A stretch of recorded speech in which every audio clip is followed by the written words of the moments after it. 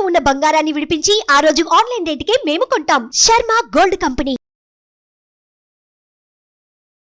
నమస్తే, welcome to Suman TV. నేను గిరిజ. ఇవాళ మనతో పాటు ప్రముఖ జ్యోతిష్య వాస్తు పండితులు, జ్యోతిష్య శిక్షణ నిపుణులు, లలితాదేవి ఉపాసకులు, బ్రహ్మశ్రీ నానాజీ పట్నాయక్ గురువు గారు ఉన్నారు. వారితో మాట్లాడిద్దాం. గురువుగారు నమస్కారం. శ్రీమాత్రే నమః. గురుగారు, అర్ధాష్టమ శని అవ్వనివ్వండి, లేదంటే శని గ్రహాల మార్పు వల్ల శని ప్రభావం కానివ్వండి, లేదంటే వివిధ కారణాలు, వివాహం లేట్ అవ్వటం, లేదంటే సంతాన సమస్య, ఉద్యోగ ప్రాప్తి, వీటన్నింటికీ కూడా అంటే ఇలాంటి సమస్యలు ప్రతి ఒక్కరూ ప్రతిరోజు వారి లైఫ్లో పడుతూనే ఉంటారు. సో ఇలాంటి సమస్యలన్నింటికి చెక్ పెట్టడానికి సుబ్రహ్మణ్య షష్ఠి రోజు, అంటే సుబ్రహ్మణ్య స్వామిని దర్శనం చేసుకున్న, ఆ రోజు పూజ చేసుకున్నా కూడా మంచి ఫలితం దక్కుతుంది, సమస్యల నుండి బయటపడే అవకాశం ఉంటుంది అని అంటూ ఉంటారు కదా.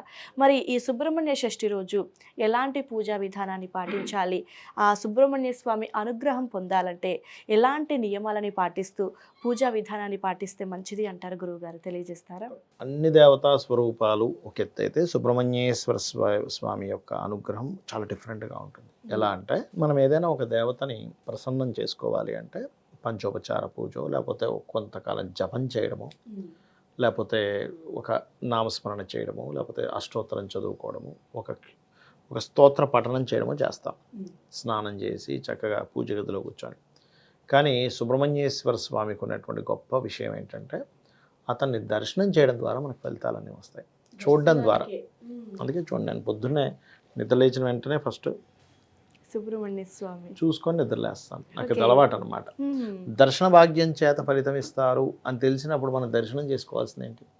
అమ్మవారి నామంతో నిద్రలేస్తాం లేచేటప్పుడు, అమ్మ జగన్మాత అనుకొని దాని తర్వాత చూడడం జరుగుతుంది. అంటే ఎవరైతే ఉదయం నిద్ర లేచిన వెంటనే గణపతిని, సుబ్రహ్మణ్యేశ్వర స్వామిని ఇద్దరిని కనుక చూడగలిగితే ఒకటే ఆటంకాలు తొలగుతాయి.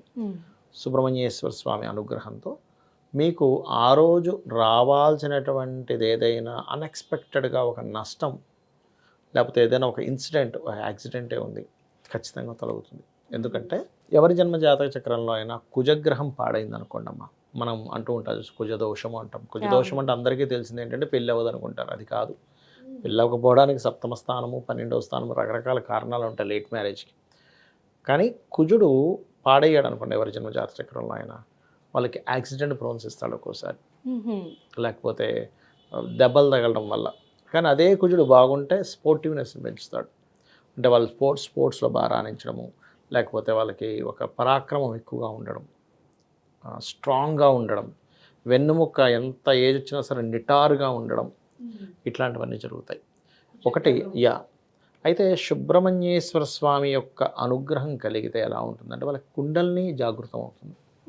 మీరు సుబ్రహ్మణ్యేశ్వర స్వామి ఏ ఆలయంలోకైనా వెళ్ళి అక్కడ కొంచెం ధ్యానం చేయండి, మీకు ఏ ఆలయంలోని జరగనటువంటి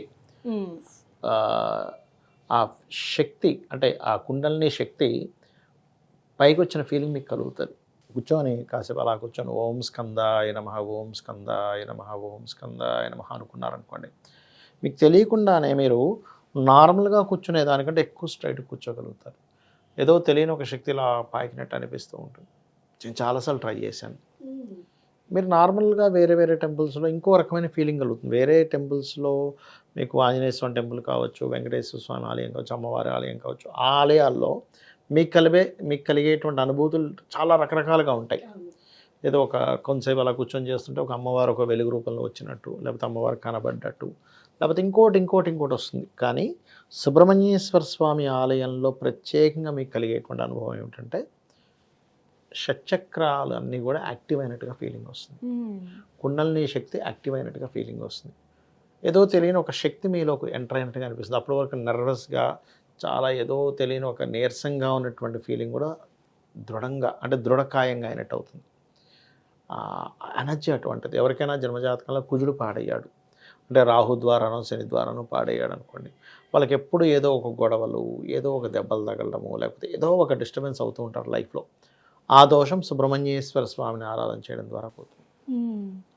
ఆరాధనకి దోషం పోతుంది అంటే ఇంకా దేవుణ్ణి కొలిస్తే నిజంగా ఇంకెంత పవర్ఫుల్గా పనిచేస్తుందో గురువుగారు. కర్మని తగ్గించుకోవడం, ఇందాక మీరు స్టార్టింగ్లో అన్నారు శని గురించి మాట్లాడారు. శనికి సంబంధించిన ప్రభావాలన్నీ కూడా మనం పూర్వజన్మలో, శని అంటే ఆయన ఏదో మన మీద కక్ష కట్టి రావడం కాదు. పూర్వజన్మల్లో మనం చేసినటువంటి కర్మ ఏదైతే ఉందో ఆ కర్మ ఆ రూపంలో మనం అనుభవం చేస్తున్నాం. శని ఈజ్ ఈక్వల్ టు కర్మ. ఓకే. ఏ గ్రహము కూడా మన మీద కక్ష కానీ ఏమి ఉండదు. ఇప్పుడు సిగ్నల్ దాటుతున్నాం అమ్మా, సిగ్నల్ దగ్గర ఉండే కెమెరా ఫోటో తీస్తుంది. కెమెరా మన మీద ఏమైనా కక్ష కట్టిందా? మనం తప్పు చేసాం, అది దాని డ్యూటీ అది చేసింది. దాని తర్వాత సిస్టమ్ ఆటోమేటిక్గా ట్రాఫిక్ వాళ్ళకి పంపించేస్తుంది. ఈ పలానా డేట్స్లో ఈ పలానా వ్యక్తులందరూ ఈ టైమింగ్స్లో వీళ్ళందరూ దాటారు, సో వీళ్ళందరూ అడ్రస్లు ఏంటి, అదే ఆటోమేటిక్గా వెళ్ళిపోతూ ఉంటుంది, వాళ్ళకి పంపించేస్తారు ఫైన్. అంతేగాని కెమెరాకి కానీ అక్కడ వర్క్ చేసే వాళ్ళకి కానీ ఎవరికి కూడా తెలియదు, మనం ఎవరో తెలియదు, వాళ్ళు ఎవరో మనకి తెలియదు. ఇదంతా ఏంటి లింక్? మనం చేసిన ఒక తప్పుడు కర్మ, అక్కడ ట్రాఫిక్ సిగ్నల్ని క్రాస్ చేసాం. అలాగే మనం మనకి భగవంతుడు అన్నీ ఇస్తే కూడా ఎవరినో ఇబ్బంది పెట్టడమో, ఎవరిదో లాక్కోవడమో, ఎవరినో కావాలని హింసించడమో చేసినవన్నీ కూడా కర్మల్లాగా రికార్డ్ అవుతుంటాయి. 5 రకాలుగా రికార్డ్ అవుతుంటాయి. మన కళ్ళు, చెవులు, ఆకాశము, భూమి, సూర్యుడు, చంద్రుడు వీళ్ళందరూ రికార్డ్ చేస్తుంటారట. ఈ రికార్డ్ చేస్తూ 5 ఫైల్స్ ఒకటేసారి వెళ్తాయి. ఈ 5 ఫైల్స్లో సేమ్ ఉండాలి. అక్కడ ఉన్నప్పుడే దానికి తగ్గట్టుగా మన కర్మ లిఖించబడుతుంది. అలాంటి కర్మ తెలుసో తెలియకో చేశాను స్వామి, నన్ను క్షమించు, నేను ఇంకోసారి అట్లాంటి కర్మల జోలికి వెళ్ళను అని సుబ్రహ్మణ్యేశ్వర స్వామి పాదాలు కనుక మీరు ఆశ్రయిస్తే ఆ కర్మలన్నింటినీ తగ్గించుకుంటూ వస్తుంటాం సుబ్రహ్మణ్య స్వామి ఆరాధన. అయితే ఈ షష్ఠి రోజు ప్రత్యేకించి అంటే సుబ్రహ్మణ్య స్వామి ఆలయానికి వెళ్ళి ఆరాధన చేయడంతో పాటు ఇంకా అంటే ఇతర రకంగా అంటే వివాహం ఆలస్యం అయ్యేవారు కానీ, లేదంటే కుజ ప్రభావం ఉంది, శని ప్రభావం ఉంది అనుకున్న వాళ్ళు సంతాన సమస్యకి అంటే ఏదైనా పరిహారంగా పాటిస్తే మంచిది అంటారా గురువు? మంచిదేనమ్మా. అయితే ఇక్కడ మీకు ఒక క్లారిటీ తెలియాలి. ఫస్ట్ ఆఫ్ ఆల్ మీకు అసలు నిజంగానే కుజుడు, రాహు లేదా కుజ ప్రభావం వల్లే వివాహం అవ్వట్లేదా తెలుసుకోవాలి. అన్నిసార్లు కుజుడే ప్రభావం చూపిస్తాడు అనుకోకూడదు. కొన్నిసార్లు శుక్రుడు కూడా చూపిస్తాడు కొన్ని జాతకాలు, కొన్నిసార్లు శని, కొన్నిసార్లు గురువే బాధకుడే పాడు చేశాడు అనుకోండి సప్తమ స్థానాన్ని, అప్పుడు గురువు చేసుకోవాలి మీరు. అంటే ఇప్పుడు చూడండి అమ్మా, జ్వరం వచ్చింది, అన్ని జ్వరాలు ఒకలాంటివేనా? లేదు. అన్నిటికీ డోలో వేసేసుకుంటామా? లేదు. మలేరియా అంటే మళ్ళీ వేరే ఉంటుంది, టైఫాయిడ్ అంటే వేరే ఉంటుంది, డెంగ్యూ అంటే వేరే ఉంటుంది. ఎలాగో జ్వరాల్లో రకరకాలు ఎలా ఉంటాయో ఒక వ్యక్తికి వివాహం అవ్వటం లేదు అంటే రకరకాల కారణాలు ఉంటాయి. సంతానం కలగట్లేదు అనగానే సుబ్రహ్మణ్యేశ్వర స్వామిని కాదు, మీరు సుబ్రహ్మణ్యేశ్వర స్వామిని పాదాలు పట్టుకుంటే సంతానాన్ని ఇస్తాడు, ఇవ్వడం కాదు. కానీ కారణం ఇంకోటి కూడా ఉంటుంది, దాన్ని కూడా పట్టుకుని దాన్ని కూడా రెమెడీ చేసుకోవాలంట. జాతక పరిశీలనలో పంచమ స్థానాన్ని ఏ గ్రహం ఆక్యుపై చేసింది లేదా పంచమాధిపతి ఎక్కడ వెళ్ళి ఉన్నాడు. మీరు పూర్వజన్మల్లో సంతానం సంబంధించినటువంటి విషయంలో చక్కటి సంతానం మీకు భగవంతుడు ఇచ్చినా కూడా మీరు దాన్ని పాడు చేసుకున్నారు. అందుకనంటే వీడికి దీని మీద ఇది లేదనమాట. ఇప్పుడు మనం చూడండి, చిన్నపిల్లలకి ఏదైనా ఒక ఐటమ్ ఇస్తాం తినమని, వాడు తినకుండా పక్కన పడేస్తాడు. అరే వీడికి ఇంకోసారి రేపు చేయమని చెప్పు, నేను నీ పని చెప్తా అంటారు తల్లి. నువ్వు చేయమంటావు, చేసిన తర్వాత తినవా అంటుంది. అవునా? రేపు అమ్మ పెట్టంటే నువ్వు తినలేదు, ఏం లేదు, నేను చేయను పో అంటుంది. కొంచెం మళ్ళీ బతిమలాడి బామాడి లేదమ్మా నేను తింటాను అది ఇదని గోల్ చేస్తా, అప్పుడు మళ్ళీ చేసి పెడతాం. అవునా కదా? ఎందుకు అంటే వాడికి వాల్యూ తెలియట్లేదు. వాల్యూ తెలియాలని మనం పిల్లలకి మనం చేస్తూ ఉంటాం కొన్నిసార్లు. నీకు మన బొమ్మ తెచ్చాను, అది ఇరగొట్టేసా, నీకు బొమ్మ వాల్యూ తెలియదు, నేను దేనంటాడు తండ్రి. అలా కాదు, నేను ఆడుకుంటాను, నేను మంచిగా ఉంటాను కొన్ని చెప్తారు పిల్లలు. లేదు నేను ఈసారి జాగ్రత్తగా ఉంచుకుంటాను డాడీ అది ఇది చెప్పాక సరే అప్పుడు ఇస్తాడు. అప్పుడు వాడు నిజంగా జాగ్రత్త పెట్టుకుంటాడు.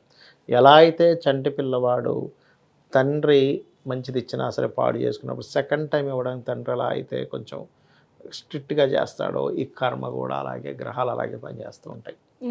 మనం అది అర్థం చేసుకొని అయ్యో నేను పూర్వజన్మలో ఏదో తప్పు చేసి ఉంటాను పిల్లల విషయంలో, మంచి బంగారం లాంటి పిల్లలు, రత్నాలు లాంటి పిల్లలు ఉన్నా కూడా నేను వాళ్ళ మీద శ్రద్ధ చూపించలేదు, వాళ్ళకి సరిగ్గా టైం ఇవ్వలేదు, వాళ్ళకి సరిగ్గా వాళ్ళకి కావాల్సింది నేను చేయలేదు, అందుకే నాకు ఈ జన్మలో సంతానం విషయంలో కానీ, వివాహ విషయంలో కానీ, లేకపోతే ఒక యాక్సిడెంట్ విషయంలో కానీ, లేకపోతే ఫ్యాక్టరీ విషయంలో ఏదో సంథింగ్ డిస్టర్బెన్స్ అయింది కాబట్టి నేను ఇది ఇప్పుడు స్వామివారి దగ్గర లేకపోతే స్కందుడి దగ్గర నేను పాదాలు పట్టుకొని వేడుకుంటున్నాను, తండ్రి నా కర్మలు తగ్గించు అంటే 100% తగ్గుతుంది. సుబ్రహ్మణ్యేశ్వర స్వామికి దానిమ్మ పళ్ళు నైవేద్యంగా పెట్టడం, ఎర్రటి పుష్పాలతో పూజ చేయడం చేసినట్లయితే కూడా మంచి ఫలితాలు వస్తాయి వారికి. ఓకే గురువు గారు, నిజంగా మీరు అన్నట్టుగా చాలా మంది కుజదోషం ఇదే ఉందేమో, అన్ని సమస్యలకి ఇదే ప్రభావం అనే అపోహలో ఉంటూ ఉంటారు. సో మీరు అన్నట్టుగానే అదంతా కాదు, ఫస్ట్ మన జాతక చక్రం పరిశీలించుకుంటే అసలు ఎక్కడ ప్రభావం ఉంది, సమస్య ఎక్కడ ఉందని తెలుసుకొని ఆ పరిహారంతో పాటు సుబ్రహ్మణ్యేశ్వర స్వామిని కూడా దర్శించుకుంటే నిజంగా మీరు చెప్పిన పరిహారంతో పాటు చాలా చక్కగా అన్నీ మంచి జరుగుతాయని మీరు తెలియజేశారు గురుగారు. చాలా చక్కటి వివరణ తెలియజేశారు. ధన్యవాదాలు. శ్రీమాత్రే నమః.